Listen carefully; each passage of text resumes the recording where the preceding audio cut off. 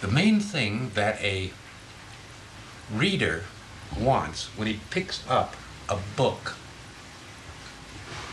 or a collection of stories or a magazine article or anything, and he looks at the thing, he wants to be interested. If it is not interesting, that won't work. So there must be something about it that is interesting. And now, what do we mean when we say interesting? What is it in someone that reaches out for something that they find interesting? What it has done, it has captured their attention. Attention. They are giving it their attention. If they give it their attention, it's because it is interesting.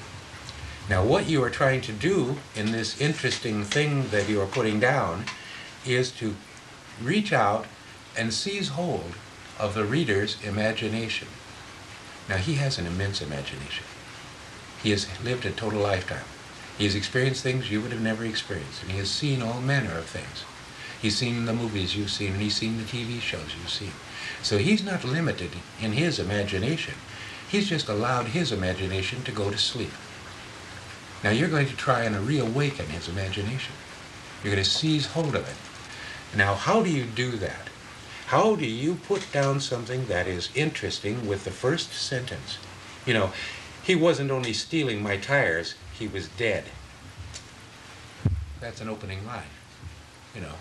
He took out the gun, fired it into her forehead 6 times. There was 6 loud and satisfying explosions. That was his first mistake of the day. You know, what is this? What is going on here? That's what the writer must do, is he must look at his story in such a way as to say to himself, if this is commonplace, they will not be interested. They're not interested in the commonplace.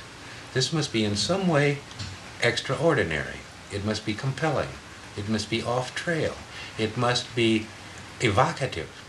It must convey a picture.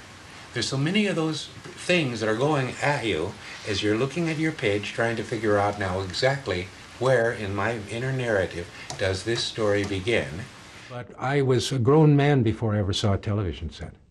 Grown man. I've stood on a street corner and looked inside of a store where they had them on display and watched Milton Berle and Jack LaLanne and a whole bunch of very strange people. Was that your first time you saw television? Was that exactly? Yeah, that exact moment, standing there watching. I got it all confused with roller derby. That was a big thing those days. Liberace, the piano, he was a big thing those days. Uncle Milton, he was a big thing those days. There were a number of these people, and then a lot of other people who were sort of coming and going on television. And I was fascinated by it from the time that I first saw it, because, as you said, influences, radio. I wrote a whole article about radio called